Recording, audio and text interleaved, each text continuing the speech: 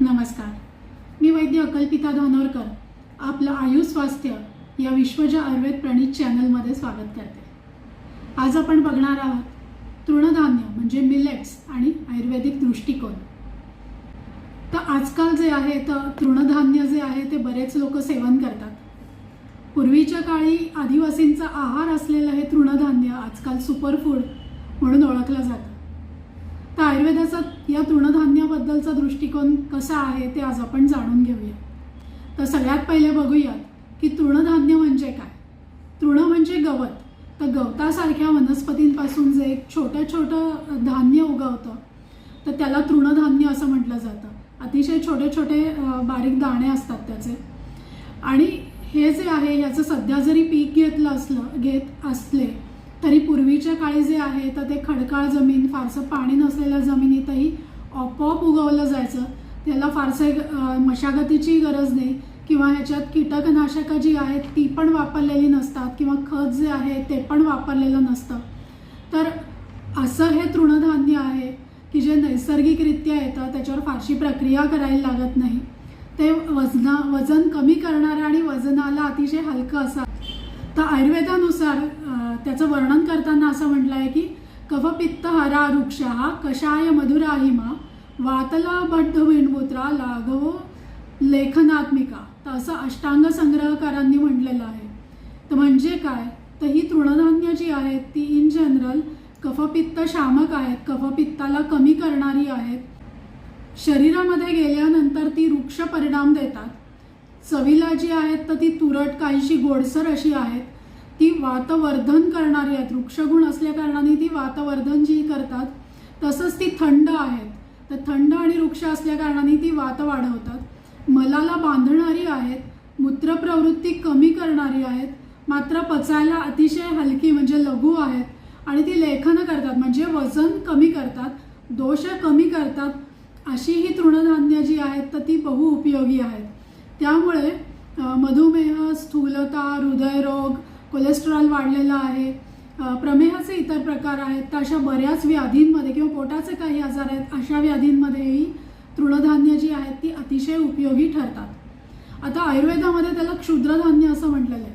तर क्षुद्रधान्य असं का म्हटलेलं आहे, तर एक तर त्याचे दाणे खूप बारीक असतात त्यामुळे छोटे म्हणून क्षुद्र असं, किंवा पूर्वीच्या काळी जे आहे तर ती आजच्यासारखी बैठी जीवनशैली नव्हती.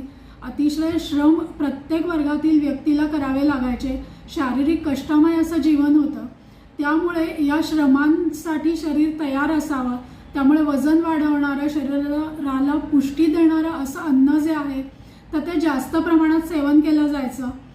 तृणधान्य जी आहेत ती वजन कमी करणारी, हलकी, वृक्षता निर्माण करणारी अशी असल्या कारणाने त्याला क्षुद्रधान्य असं म्हटलेलं असावं.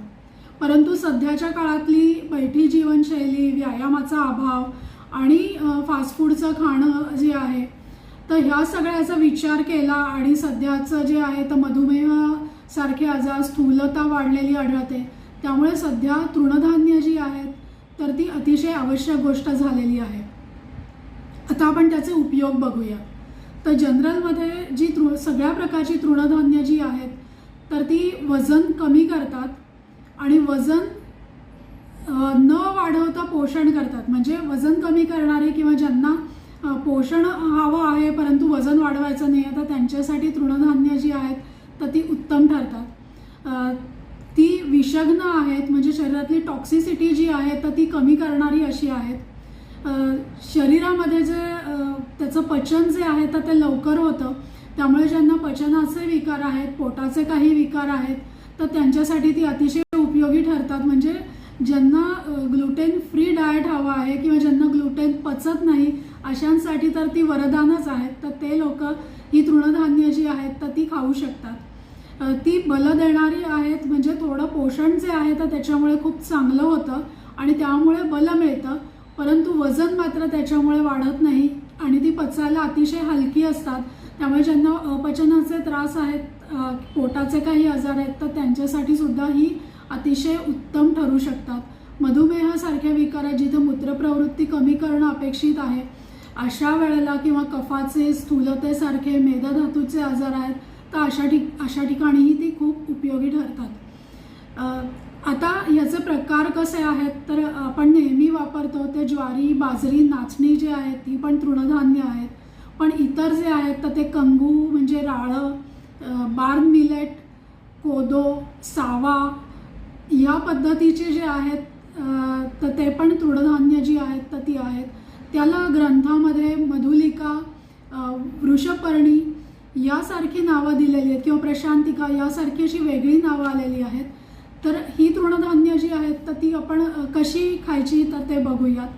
तर ती खाताना ती आधी भिजत घातली तर ती पचायला आणखी हलकी होतात आणि लवकर डायजेस्ट होतात आणि त्यामुळे पोषणही चांगलं मिळतं. तसंच यापासून जर तुम्हाला पदार्थ करायचे असतील तर तुम्ही भाकरी करू शकतात, भातासारखे शिजवून तुम्ही खाऊ शकतात, उपम्यासारखं शिजवून खाऊ शकतात, घावन किंवा डोसे आहेत, आंबोळी त्याची चांगली होते, आंबील करून घेऊ शकतात, थालीपीठ घेऊ शकतात, खीर करून घेऊ शकतात, शिऱ्यासारखा करून पण घेऊ शकतात किंवा लाडू करूनही तुम्ही खाऊ शकतात. तसं वेगवेगळ्या पद्धतीने हे जे धान्य आहे तर ते तुम्ही खाऊ शकतात. ते आधी भिजत घालून मोड आणून खाल्लं आणि मग त्याचं पीठ करून म्हणजे ते मोड आलेलं धान्य वाळवून मग त्याचं पीठ करून वापरलं तरीही चालू शकतं किंवा नुसतं पीठ आहे तेही वापरलं तरी चालू शकतं. फक्त हे वृक्ष असल्या कारणाने त्याच्याबरोबरीने तूप जे आहे तर ते घेतलं पाहिजे किंवा तृणधान्यांची भाकरी करत असताना उकड काढून किंवा गरम पाण्यात पीठ भिजवून जर ती केली तर ती न तुटता व्यवस्थित होऊ शकते. तर या पद्धतीने तुम्ही तृणधान्यांचं जे आहे तर ते सेवन करू शकतात. आता आपण बघूयात की ही वेगवेगळी तृणधान्य आहेत तर त्यांचे गुणधर्म काय आहेत. तर सगळ्यात पहिलं म्हणजे ज्वारी. ज्वारीला आयुर्वेदात यावनाल असं म्हणतात किंवा सोरगम मिलेट. तर ही थंड अशी आहे, कफपित्त कमी करणारी आहे, मधुर आणि तुरट चवीची अशी आहे. थंड असल्या कारणाने आणि मधुर असल्या कारणाने ती पित्त शमन करते, वृक्ष असल्या कारणाने कफ शमन करते आणि वृक्ष आहे त्यामुळे ती वात पण वाढवते. त्यामुळे ज्वारीची भाकरी जी आहे तर ती तुम्ही पित्ताच्या विकारामध्ये, उष्णता वाढली असेल, मूळव्याध झाली असेल, काही रक्ताचे व्याधी झालेले असतील, आम्लपित्त असेल तर अशा वेळेला ज्वारीची भाकरी जी आहे ती अतिशय उत्तम ठरते. अर्थातच बरोबरीने लोणी किंवा तूप जे आहे तर ते वापरायचं आहे. पुढचं धान्य जे आहे तर ते म्हणजे बाजरी. बाजरी म्हणजे पर्ल मिलेट. तर ही जी आहे इतर तृणधान्यांच्या मानाने ही पचायला जड असते पण गव्हापेक्षा हलकी असते. तशीच ही उष्ण आहे, काहीशी तुरट कडवट अशी आहे आणि उष्ण असल्या कारणाने ही पित्तकर आहे. ही थोड्या प्रमाणात वात कमी करते पण मुख्यत्वे करून ही कफ जे आहे तर तो कमी करणारी अशी आहे. आणि ही उष्ण असल्या कारणाने हिवाळ्यामध्ये त्याचं सेवन करावं किंवा पावसाळ्यातही खाल्ली तरीही चालते. उन्हाळ्यामध्ये आणि विशेषतः ऑक्टोबर हीटमध्ये बाजरीचं सेवन जे आहे तर ते करू नये. ती बल देणारी आहे, पुष्टी करणारी आहे, हृदयरोगामध्ये उपयोगी ठरते. तसंच सुतिका म्हणजे बाळंतपणानंतर स्त्रीचं दूध सुटण्यासाठी, स्तन्य प्रवर्तनासाठी ती मदत करते. त्यामुळे बाळंतिणीला जी आहे तर ती बाजरी आवर्जून खायला दिली जाते. ती हाडांची बळकटी करणारी अशी आहे आणि हिवाळ्यात पोषण करणारी, थोडीशी जड असल्या कारणाने हिवाळ्यात ती इझिली पचते. तर अशी ही बाजरी. त्यानंतर आपण बघूया की नाचणी. नाचणी त्याला नर्तक असं म्हटलं जातं किंवा फिंगर मिलेट. तर ही अनुष्ण आहे म्हणजे ही थंडही नाही आणि उष्णही नाही, थोडीशी गोड तुरट अशी आहे. ही बल वाढवणारी आहे, पूर्ण वर्षभर खाता येते, हाडांना बळकटी देणारी आहे, रक्त वाढवणारी आहे, त्रिदोषाचं शमन करणारी आणि रक्तविकारामध्येही ही वापरता येते, रक्ताचं वर्धन करते अशी ही नाचणी आहे. अर्थातच ती वृक्ष असल्या कारणाने ती पण तुपाबरोबर सेवन करायची आहे. पुढचं जे आहे तर ते कोदो. कोदो जे आहे तर ते मलबद्धता करणारं आहे, थंड आहे, मधुर रसात्मक आहे पण कफपित्त शामक आहे आणि वातवर्धन करतं. तर कंगू किंवा राळं जे आहे तर ते भग्नामध्ये म्हणजे फ्रॅक्चर झालेलं असेल तर हाड जोडण्यासाठी अतिशय उत्तम आहे, हाडांना बळकटी देणारं आहे, बल देणारं आहे. हे काहीसं थंड असतं. अशा पद्धतीची ही जी तृणधान्य आहेत ती वेगवेगळ्या स्वरूपामध्ये आपण वापरू शकतो.